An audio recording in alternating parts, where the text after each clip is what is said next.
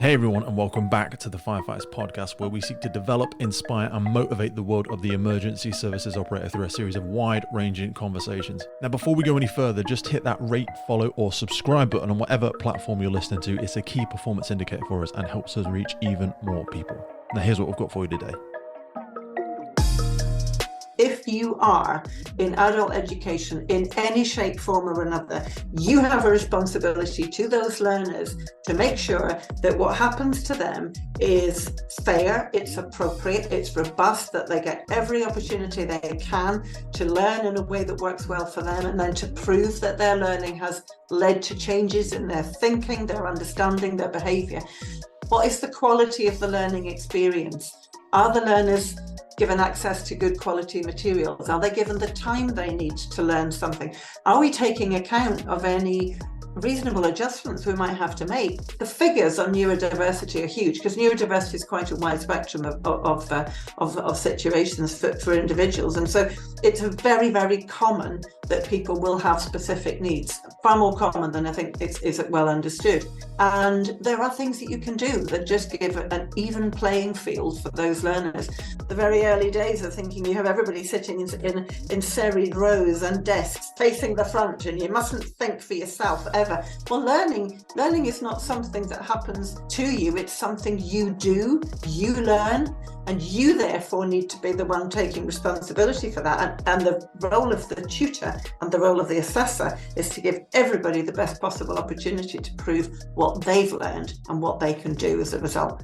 It's not about how good you are at broadcasting stuff. It's about how good you are at encouraging that learning process.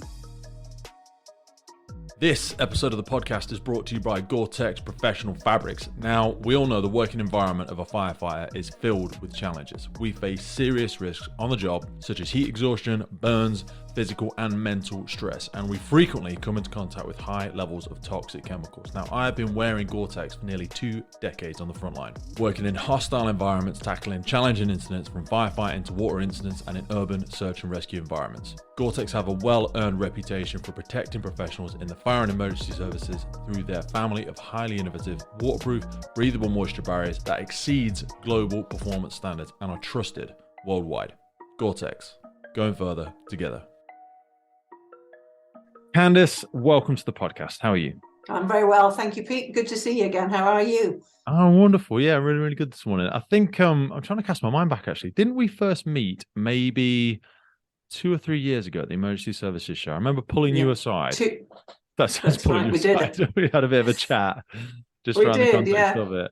I probably learned about SFJ many, many years before that, but it was probably when I first started seeing apprenticeships come full swing and started adding a lot of value into, I suppose, sector as a whole and society, but then also my first interaction with you. So it was great that you were able to sort of carve some time out. I wanted to start by framing this conversation for people in and around sort of learning, growing, challenging ourselves, both that we more widely think of personal development. It's essential, first and foremost, for all of us, and we should never sort of stop it as soon as education finishes. Some people think like they get to 19 or 20, but with all the developments happening in our personal, professional lives, it's fair to say that the only constant that we should all expect is change. So continuous innovative change, both in sectors and technology and everything like that. So personal development is something we should all continue to dip into throughout our entire lives.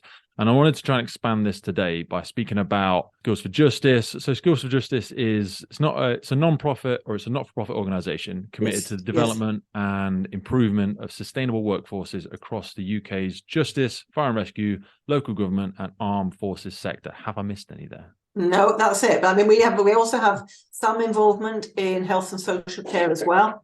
So we have a few elements there, and actually some of the crossover areas. So, for example, amongst some of the things that we do really is to take some of the learning from work we've done in health sector bodies into, say, fire and rescue or policing, or vice versa. So because we work across the totality, really, of the so-called protective services and the health and social care sectors within the group that we're part of, we can actually combine experiences from different places and say, well, don't, leapfrog over what somebody else has done. Don't just make the same mistakes they did.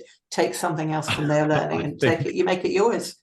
I think we're some of the worst ones for that, with the greatest respect, in the fire and rescue services. There's a lot of old boys, this is the way it was done kind of mentality. But actually, you made a great reference there, because I think the health and welfare sector is absolutely exploding. And there's like, I could even go straight down a rabbit hole with that, because as we have an ever-growing aging population, that is just the next 10 or 15 years, probably even the next 2 or 3 decades, that sector is colossal. And we've all seen the reports of people not doing it well, or ill practices, and not good development, not good learning in different sectors, but certainly in the welfare sector. So getting that right for all of our families, loved ones, as we get into that sector is such a crucial thing. But no, I love that you brought that up for me. So yourself, Candace Miller, it's a pleasure to welcome to the podcast. You're the executive director for SFJ, and you head the consultancy, research, and learning services directorate, supporting organizations to gaining outstanding results through skills development, workforce,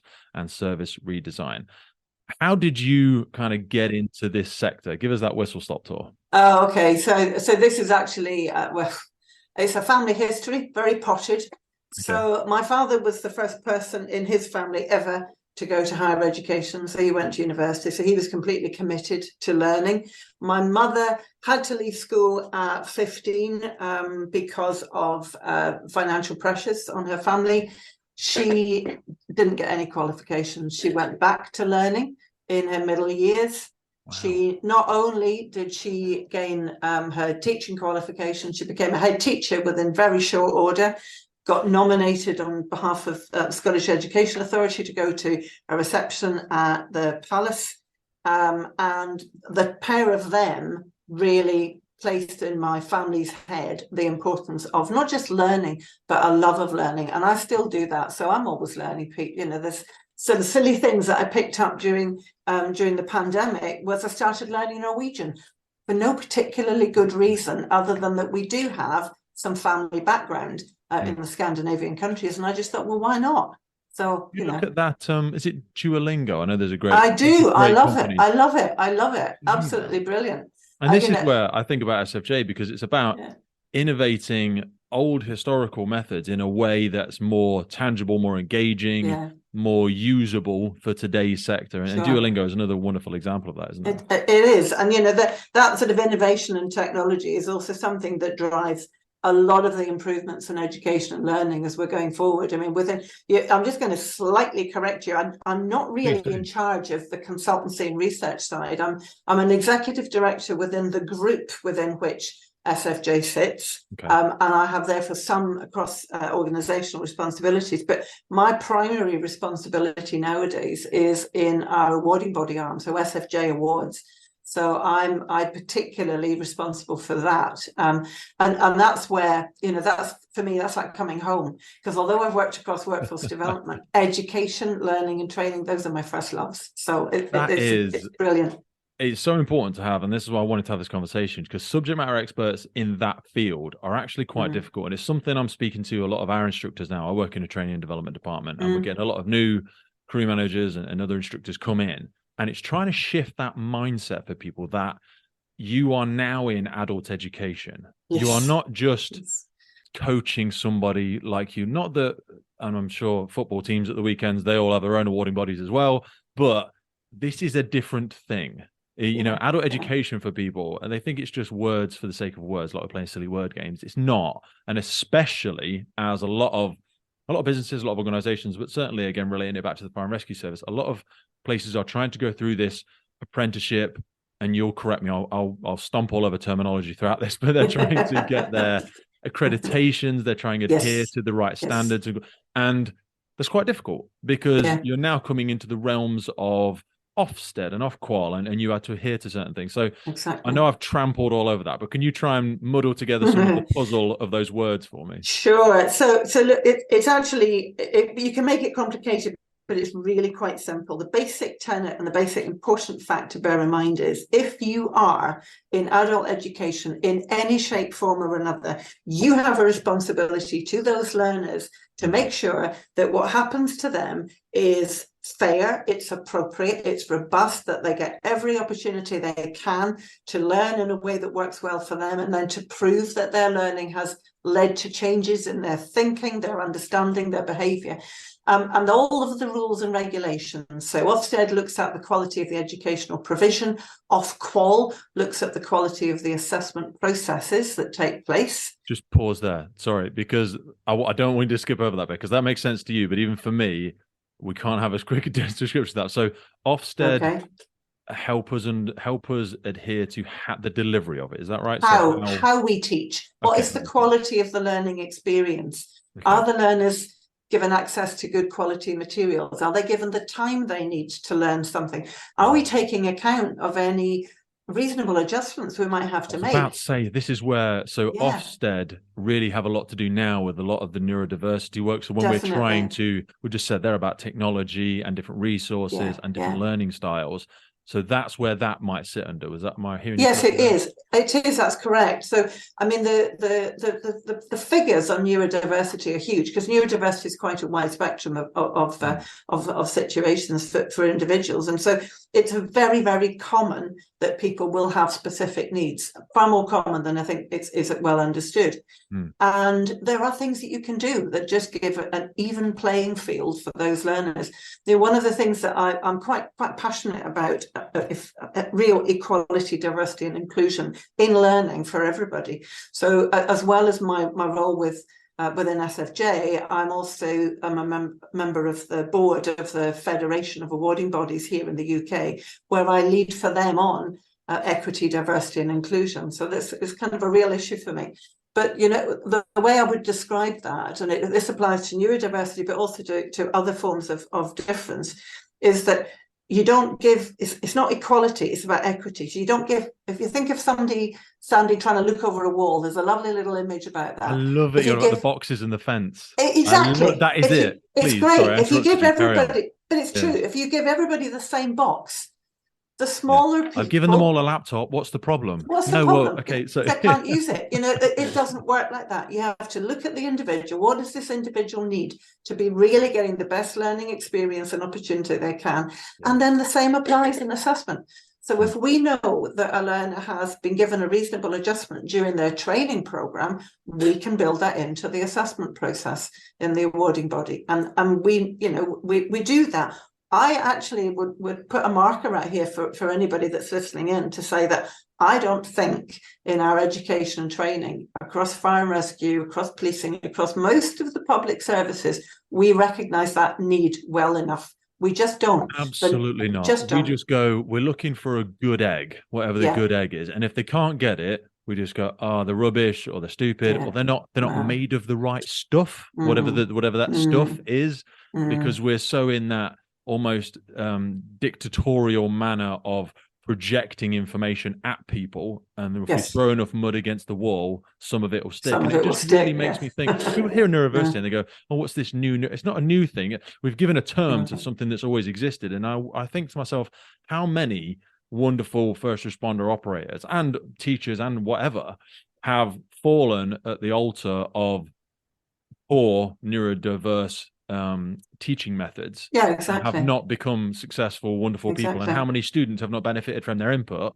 because they just weren't given the tools or the adaptations to be able to be successful. Absolutely, and there's a lot of scientific inquiry has in recent years been going into how best you can adjust things to cater for different requirements. And a simple one, for example, would be in an interview situation, let's say.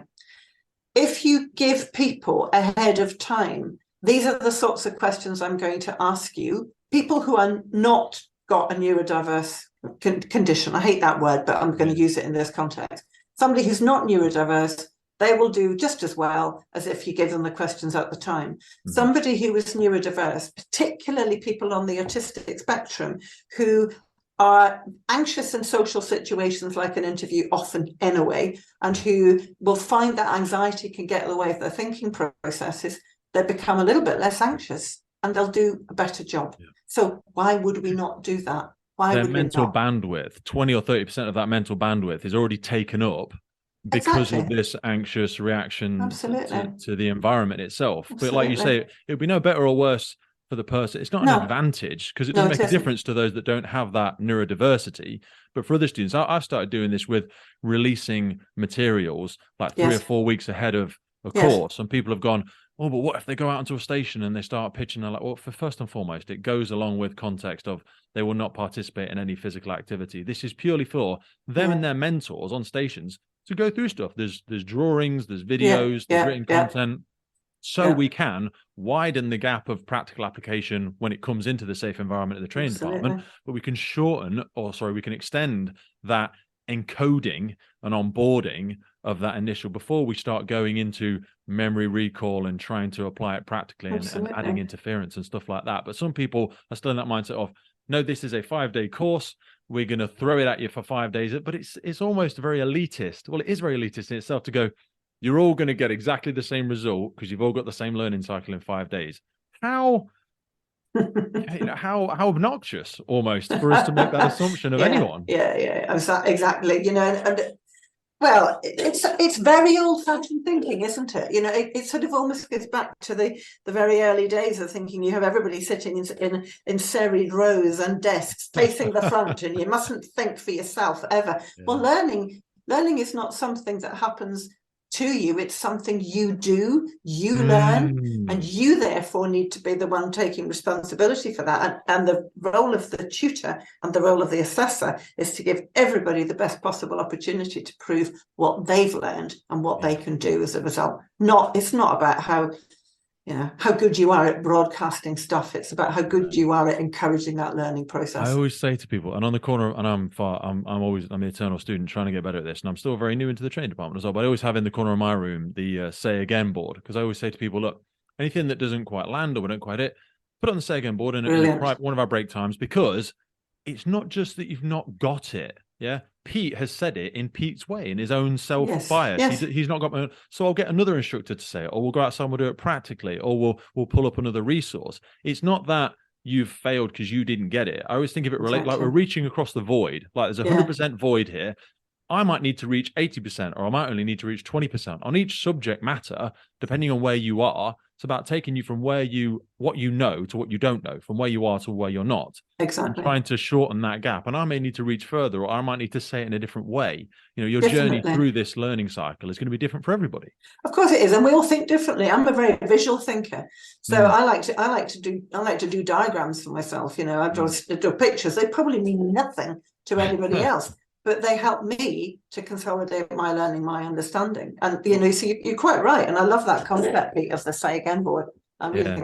We have and again, just talk about diversity for a second. We've gone down this rabbit hole. I'll pull us back in a minute, but one last final thing. We had a recruit on a recent course who is a wonderful graphic designer. She's just completed a degree in graphic design, and then decided that she wanted to follow her uncle or someone into the emergency services instead. So she came on, and after the first few days of a pumping course, she came back to me and said, "Oh, I did a little doodle the other night. Oh my Lord, we've had it made into A1 laminated, which you can put on the wall and people can draw on with board pens to talk about the flow of water through a fire engine and out of the ground and through this and just that." And she showed me, and I was like, oh my God, we would have to pay people thousands of pounds to draw this. So she very kindly donated it to the service. Wonderful. And we use it as a visual reference tool, because that's exactly where we need to be. But so I love what you did. Before you go on, I just love what you said there. So here's an illustration of people making different choices, isn't it? So here's somebody who's got a graphic design degree, and they've said, actually, what I really want to do is this. Yeah. And then they're shifting and they're coming across and they're open to learning, and they're also brilliantly, obviously, sharing their own expertise. We have to be open to that as well, though. Of course we have to, and this is what I'm saying about adult education. You can't stand there and go, what could I learn from a head teacher? I'm a police officer, I'm a firefighter, I'm whatever. No, well, you already know the thing, but knowing the thing and teaching the thing almost require entirely different skill sets. They do, I always say the most wonderful teachers can teach the fundamentals of anything, because it's about taking somebody from where they're not to where they need to be. And those fundamentals are often very similar. It's not what you say, it's how you say it. So having that wide spectrum of abilities, like flexing your style in the room, is what it's all about, and what I love so much about it.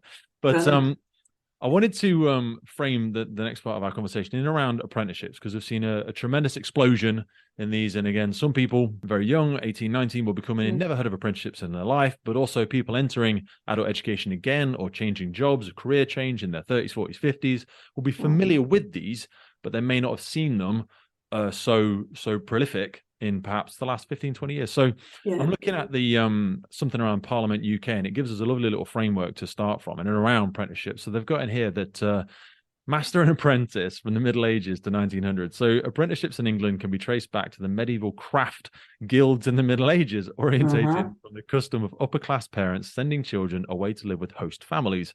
By the Tudor period, despite overall numbers being quite small, apprenticeships were generally seen as an acceptable form of training.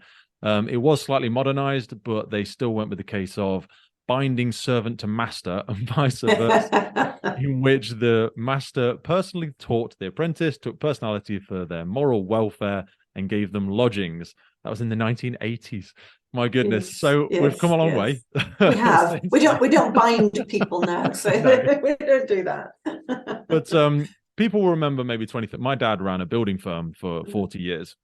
So he will have been familiar with things like city and guilds, and there was other variations back there. Can you try and give us, maybe bring us up to speed from the 50s and just tell us about, where apprenticeships are kind of now? Why have they been so, because they played a big role in the COVID pandemic as well. You wrote a lovely article on SFJs as well. So take me into that world, and why have they become so popular again, and how are they useful these days? Okay, so we don't do some things. We still have the notion of you are learning about an occupation. So that's still the criticality. That's the common theme throughout all of the variations of apprenticeships. We had what were called apprenticeships frameworks for a while. I'm not going to go into the detail of those, but they were the old version. They actually, to some extent, still exist in Scotland, not in England, in Wales to the same extent. Now we don't really have that. We now have apprenticeship standards. The Institute for Apprenticeships and Technical Education, it's another one of those acronyms for a government arm's length body. They have had responsibility for really defining what are occupations and saying there should be an apprenticeship per occupation. So, for example, that is very difficult. It isn't easy, and actually, I think it's an evolving picture.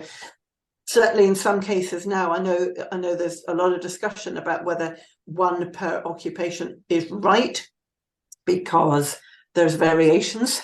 If you're building, for an example, you could say, well, could there be an apprenticeship in brickwork, and could there be an apprenticeship in architecture? But we go, no, just a building apprenticeship. No, you can't have that. But it is that exactly you said. It's bricklayer. There's bricklayer. There's architectural technician. There's a variety. So it's trying to find the right balance between being very focused on what the occupation requires, but also recognizing that occupations vary. So, I'm just going to take an example. Let's say within something like policing, you might have people who go on to specialize in firearms, or they go on to specialize in response or community policing or what have you. So the apprenticeship program has got to equip them for that role, but it's not the end of the journey either. So they might go on to do other things. So within apprenticeships now, apprenticeship standards, the standards are set by groups of employers working with people that are expert in the design of occupational standards. So these are like subject matter experts. Yes. Downloading their knowledge to people, put it in a framework. Absolutely. And they specify a series of elements of knowledge, of skills and behaviours that are deemed by the employers to be the important characteristics for that occupation. So operational firefighter, for example, we had one version, we're now on version 1.2 because there were amendments made to it. So we have two versions. You've just done that one. There you go. It worked well, it worked. We made it through. It does work. It does work, and I think the amendments that came in actually helped.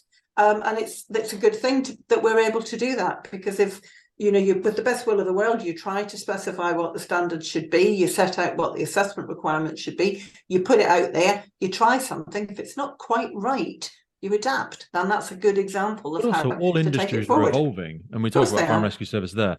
The aspect of rescue has grown tremendously when we look at then electric vehicles and different fire behavior and different construction. And so to be so obnoxious as to say, oh, you didn't get it right first time. Well, no. All of these industries are evolving. We take technology as an example. You couldn't have an apprenticeship in technology because it's an enormous sector within itself. Exactly right. So the apprenticeship standards now, they're out there. There's a lot of them are well developed. There's a very large number of them now, and one of the other things that has come in with the apprenticeship standard, which is very different from the early days, because in the very early days that you were referring to, the 1500s or whatever, it would have been the master that would have decided, or the guild would have decided, is this apprentice now ready to go out into the field as a fully qualified person? We don't do that now. I remember, Thatchery. We had a big fire in one of our, and there's become a Thatcher. Apparently, it's a 5-year apprenticeship. Oh my goodness. Yeah, exactly. It's a dying trade, unfortunately, as well. It is a dying trade. In fact, as it happens, I'm sort of lost contact with her a bit, but I know somebody whose partner is a Thatcher. But it is a very, very much more specialised than people perhaps appreciate. Gotcha. So there's a lot of, watchmaker. It's another one. It takes you a long time to develop the skills of watchmaker. So anyway, the thing that we've done in terms of the assessment of apprenticeships, we've said actually for public confidence, the apprentice having gained the right knowledge, skills and behaviours should be assessed by somebody who's completely independent of their employer or their training provider. And that means that endpoint assessment organisations, which SFJ Awards is one, we send out independent assessors. So they don't know the learner. They probably know the employer. Let's face it, in firefighter, everybody knows everybody else a bit to some extent, but they haven't played an active role in the assessment, the training or the delivery of education training for that person. And we monitor that very carefully, the rules, and we alluded to some of the rules and the bodies that are out there. Some of the rules about quality in apprenticeship assessment are about making sure there are no conflicts of interest. So we have to do that. We have to check with an independent assessor. Do you know this person? Have you ever worked with this person? I think that is where cultures really crumble and the end user pays the cost. And in emergency services, police, military, NHS, fire service, whatever it might be, we have a lot of that. Oh, well, I've worked with these people for a while, but they're not quite there. But, oh, God, when they finish their apprenticeship, they get a pay rise. And they know that. So I don't want to deny them of it. And there becomes that social pressure and that's really important, because some people have said, well, why would I have somebody from Scotland come and inspect my service in Manchester? They don't know anything about us. And you're like, it's got to be independent. It's so important that it is, so that if the result, unfortunately, is not what people hope it to be, there is an independence from it, and it can be dealt with in a professional manner. So there's not all of that bleed over.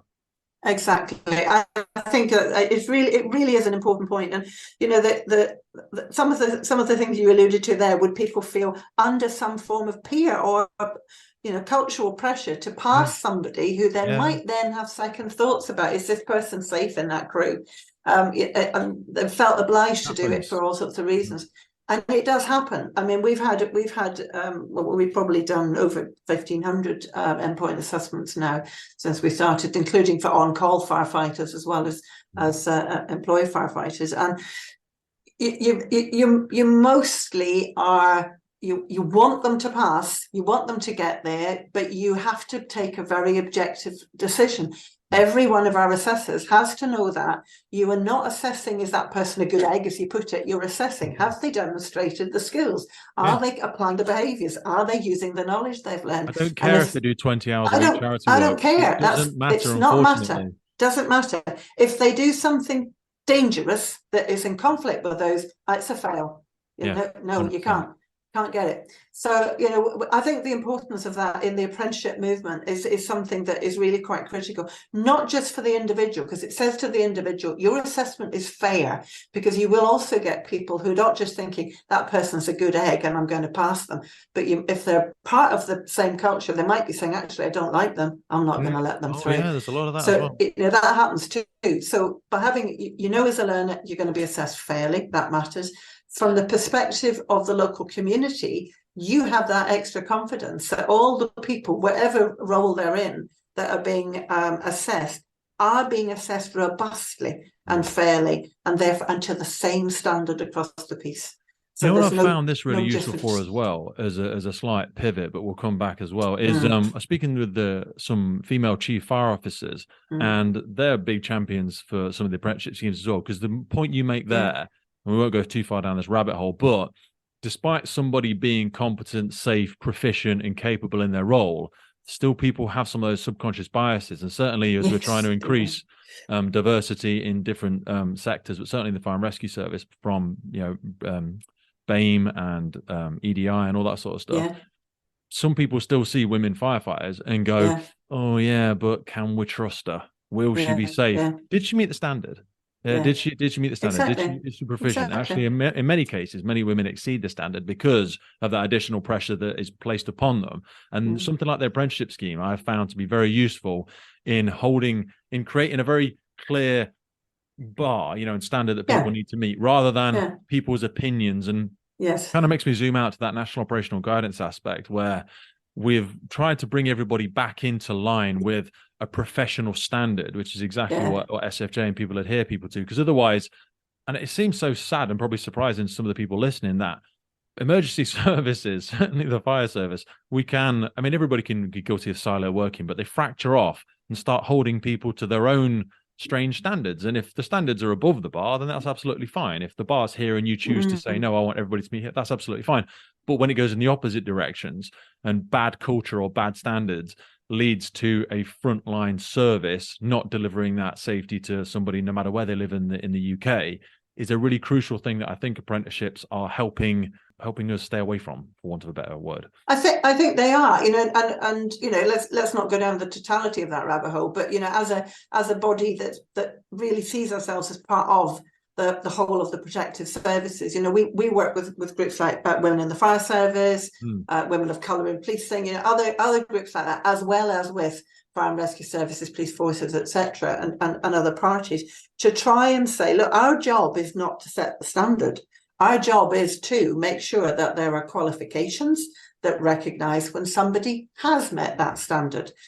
And an example of that would just be recently, we've just brought out a new level 2 award in carrying out fire safety checks with the endorsement of NFCC, who obviously we work with closely. There are bodies like the Fire Standards Board, bodies like NFCC, it's their job to say, these are what the standards should be. That's not my job. My job is to say, okay, I can design a qualification or an endpoint assessment process that lets you have confidence that the people who are going to be working in the sector have met that standard. And that's what we try to do. So it's hand in hand. In a very micro example, my wife has just done a qualification in horse teaching, horse instructing, and horse care. And she wanted to start just doing some familiarization. She works with children with learning difficulties. And she wanted to do just like horse care and maintenance. So I helped her come up with a little framework. She said, I know what it looks like. It's this. And I said, okay, but now how do we break that down? What would the first few steps be? So let's talk about safety around the animal, safety around the yard. Maybe that's step 1 and 2. And then it's familiarization with the stable and how the stable works before we even introduce the horse. And then it's this, and then it's that. And then what does good look like? And just as a really micro example, and then I said that, and that's the end of it. And then you can do, the end result is somebody can safely go in, collar a horse and take it out to the field and release it and clean out the stable. And that, if they just did that all day long, then that's care for that horse. It's a very micro example, but you're right. That's taking those subject matter experts. You are not creating the I don't know how to care for a horse. We've got horses, but my wife is the expert. So it's helping that person go, if we wanted to teach somebody else how to do this, how could we set it down? And what would good look like? What would the standard be? Yeah. And that's where, we are in SFJ Awards, we're subject matter experts in qualification design, in assessment processes.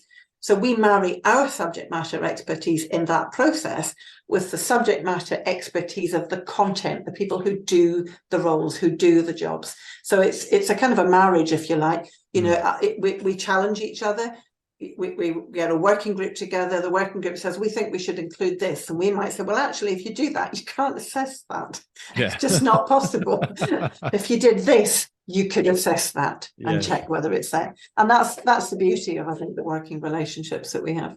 You made a wonderful point there, and I didn't want to skip over it, about having a recognized qualification. Now, one thing that's been historically poor and a complaint almost of people retiring out of the emergency services, certainly the fire and rescue service, but I think policing as well, but please correct me if I'm wrong. Historically, there wasn't really many you could say, I've done 40 years in the fire service, I've done 40 years in the police. I think NHS and paramedics are always a bit different because they did have recognized qualifications far longer than we ever have. But military, again, although they did lots of qualifications, i.e., driving, command, and other things. Obviously, I'm not a subject matter expert there, but they came out with skills and tools. Yes. But again, the fact that they retired as a commander of X didn't really mean anything. So I think this is something, and maybe you could speak with greater clarity on it, that all of these sectors now, where if they choose to retire after 10, 15, 20, 30 years, they will have a recognized thing. Or equally, if they want to transfer to different services, does that help? Do you know what I'm trying to say? Yeah, definitely. I mean, I think it's one thing where working with regulated awarding organisations, not just SFJ Awards, but other, I have to say it, don't I? Other awarding organisations are available. But if you work with and you have just your own internal certification that you give to people, it carries less weight in the minds of other employers than if you have a qualification by a recognised awarding organisation, and that can be almost any of them. From the sort of the more general organisations you mentioned, the guilds earlier, like the City and Guilds, all the way through. Are they still SFJ about? Awards. Yeah, they are. Yeah, they're very much still around. Yeah, it's okay. It's okay. I know their chief exec very well. She's great. But there are lots of awarding organisations in the UK.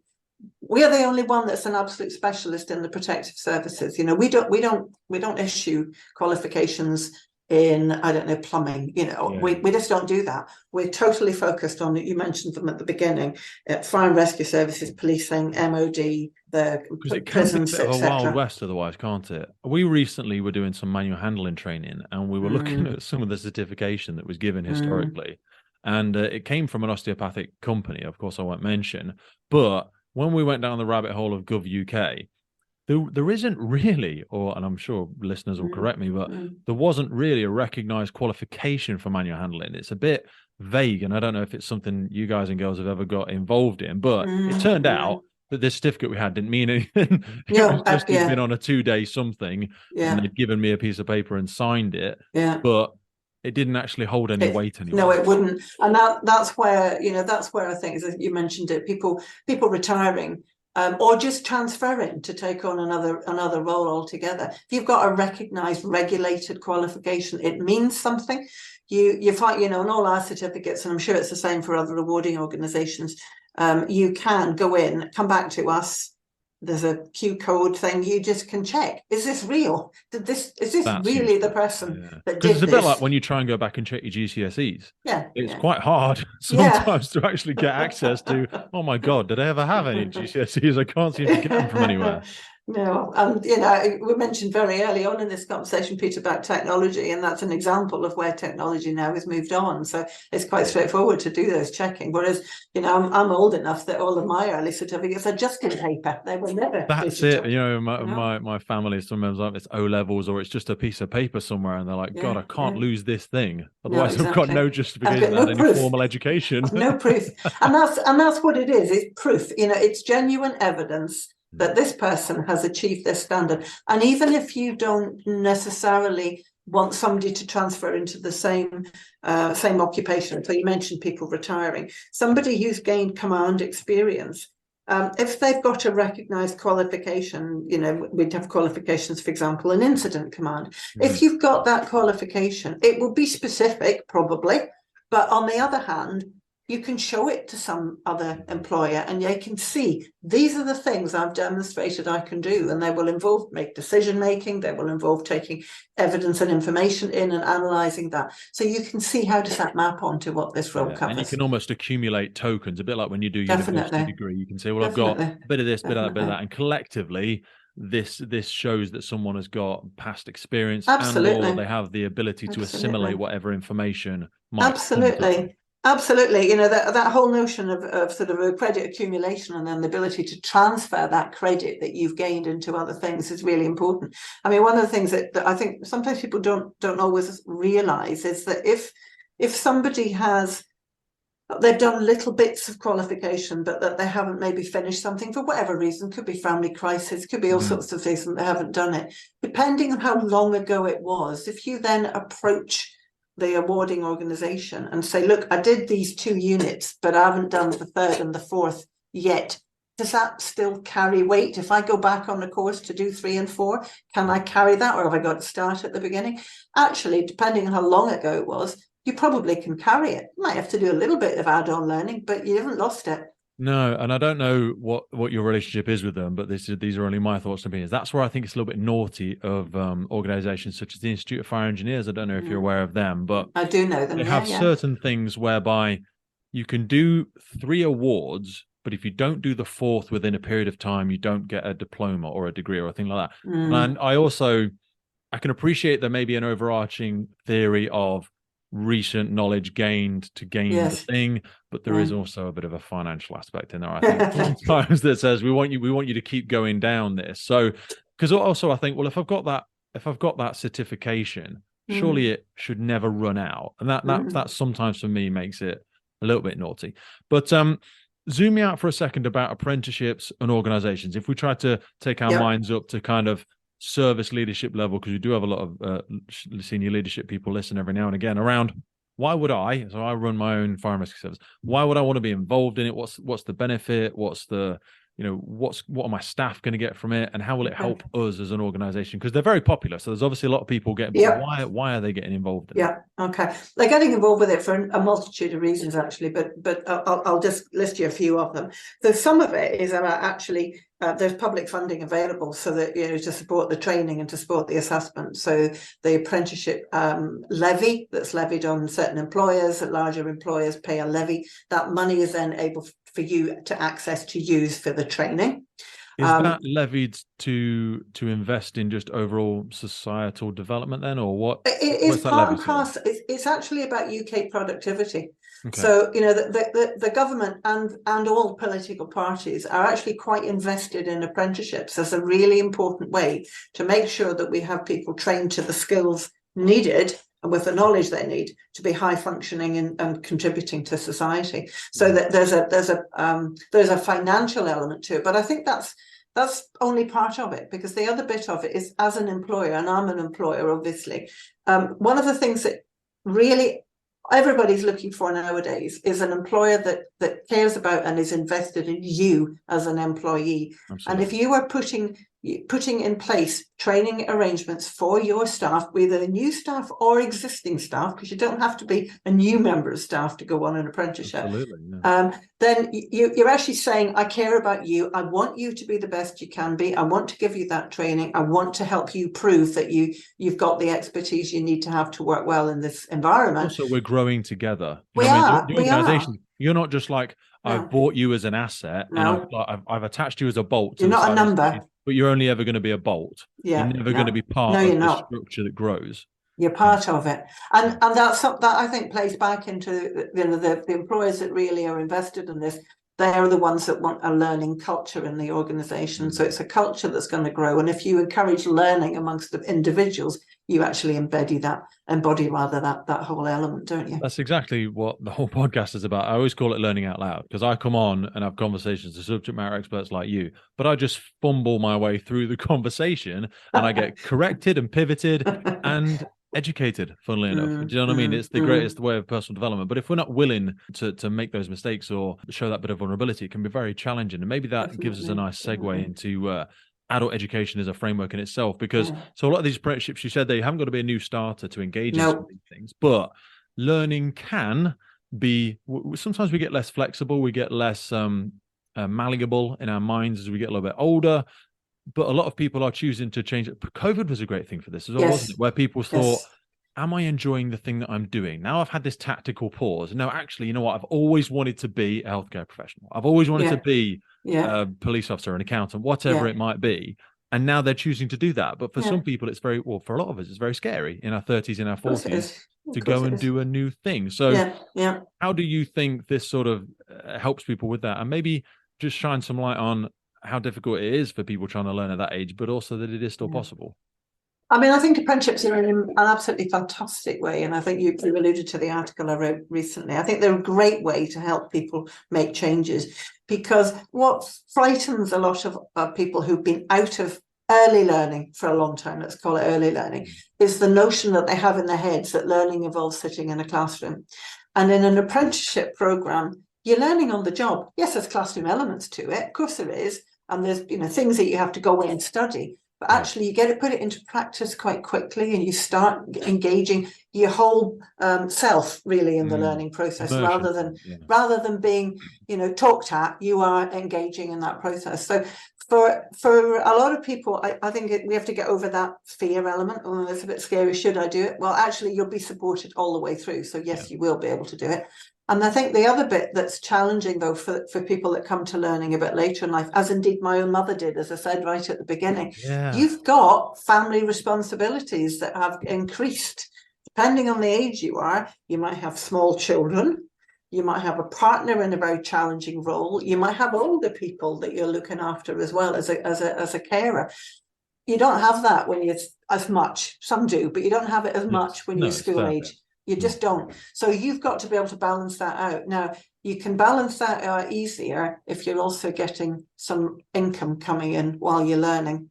And if you are going on an apprenticeship program, you have to be paid. Now, all right, you might not be paid at the same level as you would be if you were fully employed, but you know where you're going to go, you know what the journey you're on, and you are at least having some income, and you have more flexibility around how you learn. And the pace at which you learn, because again, what people may not always realise, although apprenticeship programs do take a year plus, depending on the standard, that you can build in a pause. So if something happens in your life as an older learner that you just actually are going to have to take a couple of months to deal with this, you can pause a learning process and then pick it up again and come back to it. So I think a lot of the issues are fear factor for older people, and they're not the same in learning now as it probably was when they were first learning. Even within the college environment, in adult education more generally, there is more flexibility now than there used to be.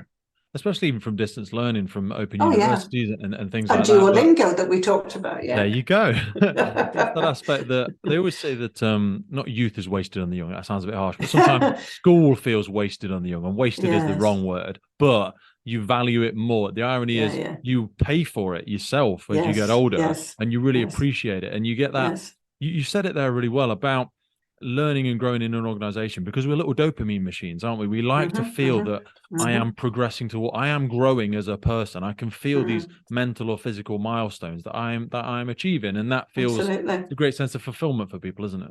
Definitely, and it's what keeps me going. It's what gets me up in the morning. It's the fact that we're having a positive benefit for people, and we do a variety of things. We try and support all sorts of learning activities and events around the country, and just seeing the value of the certificates when they're received. And one thing that we always try to do is publicise stories about people's journeys during National Apprenticeship Week and at other times, to just show, look, this person did it, you can do it too, and look at the gains they've had by that learning process. And that's fantastic. Absolutely love it. So take us back. So you can tell my excitement and my passion, and I end up interrupting too much, and it's a really bad habit, and I'm trying to get better, I promise. But take us back then to emergency services organizations. They're doing these apprenticeships. They get they're benefiting from a levy. And most of these are between a year and 2 years. What support do they get from SFJ? Because I know you also work with other partners in like mentoring and or coaching roles. So what do those structures look like? So basically with SFJ, so there's two elements here which you just possibly need to clarify. That it might be helpful for your listeners, Pete. So there is Skills for Justice. Which covers the consultancy arm, does research, does coaching and mentoring, training and support, all of that side of things. And then there is SFJ Awards, and SFJ Awards is obviously very connected to Skills for Justice. We came from Skills for Justice, but I must admit I always now promote the SFJ as meaning skills, flexibility, jobs. Not just Skills for Justice, that narrows people's thinking, whereas what I'm actually talking about is people gaining skills people developing flexibility in their learning style, and people developing their flexibility in their career path and getting into good jobs. So that's what the awarding That's a much better way. Skills for Justice does sound a little bit like some historic, like white gleaming building that's gonna. It feels like a Crown prosecutional type thing. I don't know in my mind. It's historic. I mean, so Skills for Justice was the sector skills council for the health sector, for the justice sector rather. And justice to me is kind of a bit of a misnomer when we're talking fire and rescue, because I don't think fire and rescue. Justice implies that the opposite is a misjustice, or yes, exactly. Like someone's committing a crime or something. Exactly, and you know that maybe works when we're talking as we do with policing, the courts, the tribunals, etc. But it doesn't work for everything. But back in the since we had a little bit of a history bit to this discussion, back in the early 2000s, the UK government recognised sector skills councils as being industry-led, employer-led bodies who had the responsibility for promoting apprenticeships, developing national occupational standards, coming up with ways to improve the skills in the sectors that they faced. And Skills for Justice was one of those. And it's retained that name because it's a well-known name, it's a well-known brand. But Skills for Justice does the consultancy bit. So you mentioned coaching and mentoring. We do a lot of coaching and mentoring support to senior leaders usually, who want to develop their expertise in that as part of their own growth and their own organisational development. And then in addition, we have SFJ Awards, which is the awarding organisation and the endpoint assessment organisation. And we work closely together, but we also keep a separation because if, as is the case within different organisations that come to us to say, I want to pick up this qualification, we have to keep at arm's length. So we have to manage our own conflicts of interest, that if somebody's been on a coaching course that somebody delivered within the SFJ teams maybe has done, that we are absolutely clear that the people who look at that are not the same people who have got a history with SF Skills for Justice. So, you know, we have to manage all of that process the same way as we do within the other apprenticeships and standards that we deliver. It's a tremendously exciting thing to see come in so heavily back into the sector, because it both brings standardization, which I'm a massive fan of. And I think a lot of people in motor services are, because we try to deliver something in our minds and hopefully in societies and cultures' minds that really means something without seeming too extremist. A lot of these situations can at times be life and death. But even long before that, you want to know that when you're having the worst day of your life, the men and women that are coming there to help you are all going to be the same. They're held to the same standard. They're all going to be proficient, capable, because that's what the public expects. They, so what do you expect of your police officer? I expect them to be well-trained, proficient, mentally agile, physically fit, whatever it might be. We have those standards to hold people to.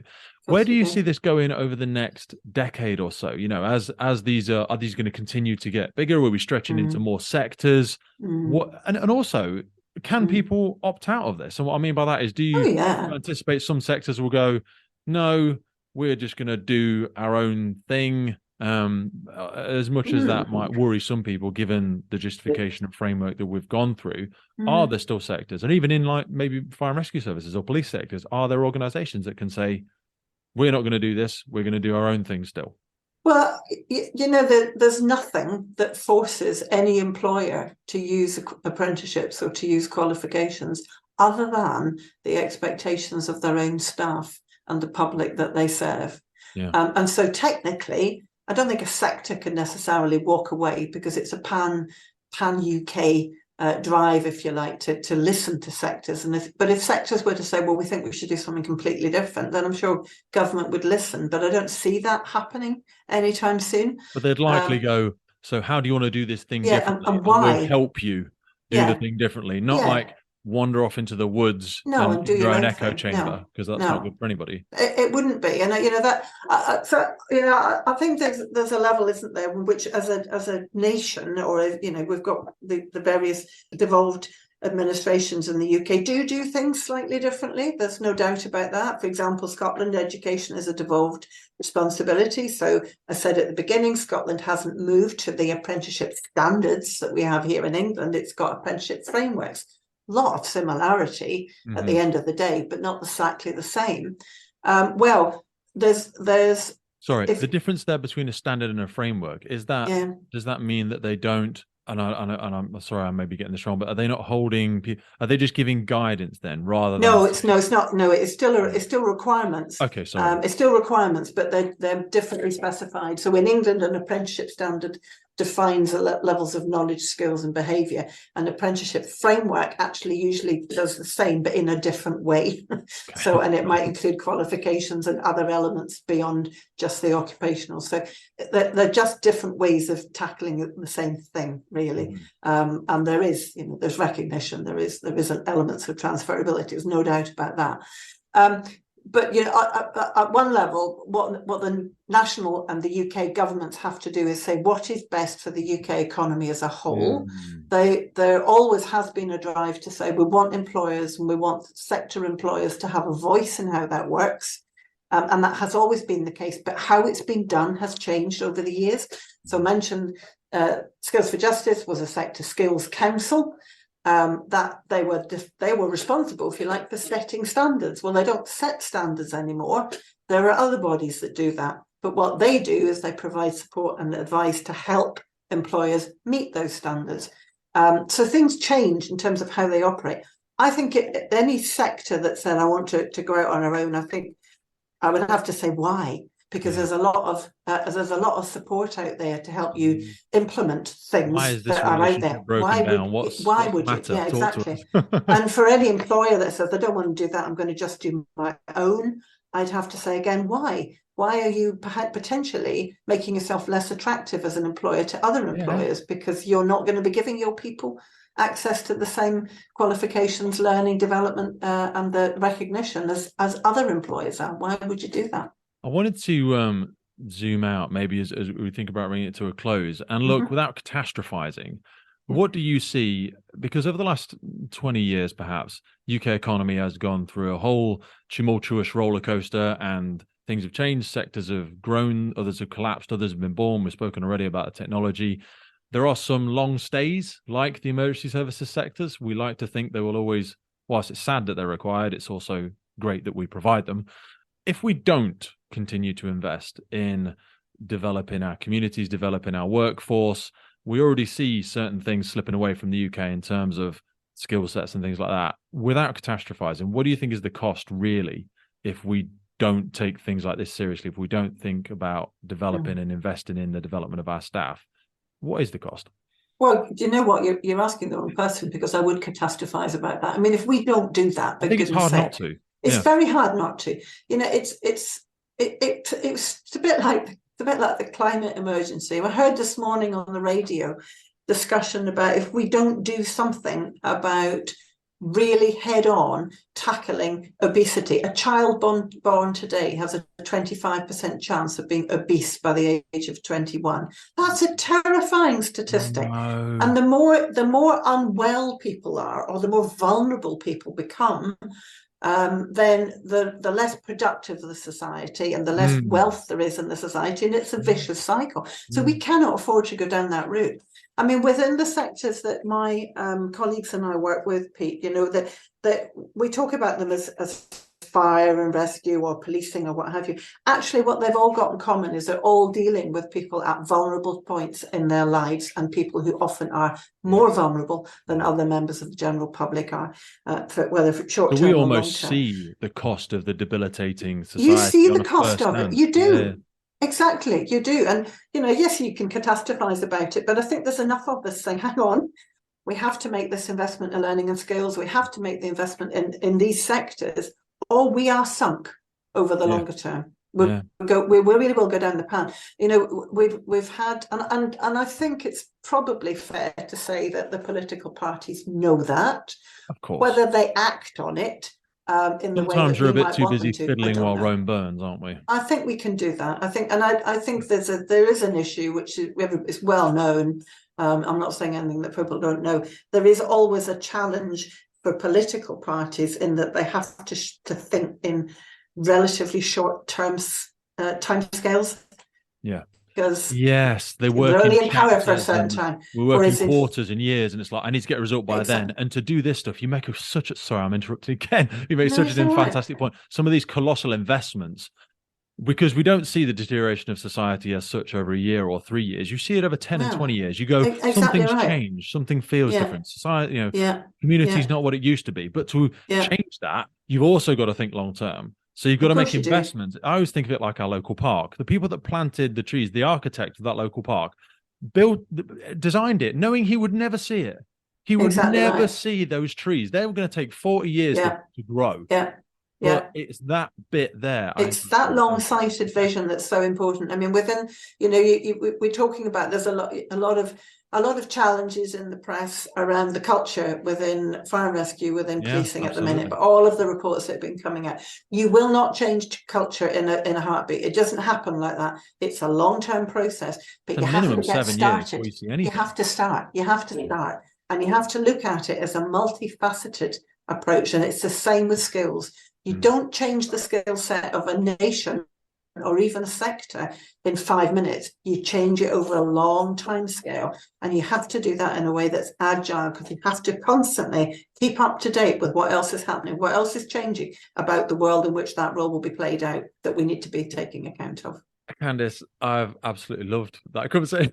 I'm not in it's any way. It's been fun, actually. I've enjoyed it a lot. It's good. Is there any key points there? Because obviously, like I said before we started our conversation, I'm operating out of my own bias. Is there any crucial things that you think we've maybe breezed over or missed there? Because we are going to let people know, obviously, if they want to go and find out a bit more information about SFJ or about the awarding bodies, that they can head over to sfjawards.com. But is there any big aspects there that you think maybe we've brushed over that we can maybe touch on before we close? No, I don't think so, Pete. I think it's constantly evolving. I mean, I've loved having this conversation with you. I kind of feel a very like mind, and the sort of the passion and the desire to see skills development happen. So it's been great fun.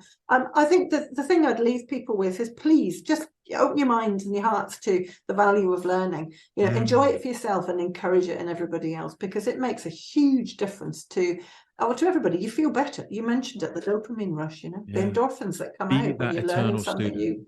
But also, and I say it to people when I go to the playground and pick my daughter up, your kids and people around you, they don't just learn with their ears, they learn with their eyes. They see what you're doing. And when you're saying to them, go into school and do the really scary thing, go and do the scary exam, go and to that local club on a Saturday and meet people you don't know.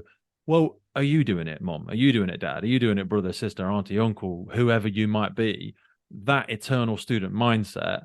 They say the world belongs to the learner, don't they? It does. If you're willing to continue to learn and evolve and develop, then you'll stay with the tide as it rises up and down. Yeah, and I'm just going to prove that to you, actually, if you'll indulge me for a minute. And I apology to any native Norwegian speakers with this. Right? Oh, please, let's. I love to learn. That's me. Candace, that is a beautiful thing for us to finish on. I've absolutely loved that conversation. I sincerely hope you'll consider maybe in a year's time or 6 months' time, maybe we could revisit something. Definitely. See where we're at and everything's come on board and everything's happened. Let's do that, Pete. Great talking with you. Really appreciate your time this morning. Take care and I'll speak to you soon. Take care. Bye for now. Bye. Firefighters Podcast is put together to develop, inspire, and hopefully even motivate those individuals who have chosen to serve our communities and be part of the first responder family. It's brought to you by myself, operational firefighter Pete Wakefield. If you have enjoyed today's episode and you want to see the podcast continuing, please head over to our Patreon page where you can support the ongoing efforts of the podcast. Please hit that follow, subscribe, or rate button on whatever platform you're listening to. Please support your emergency services responders, and thank you for listening.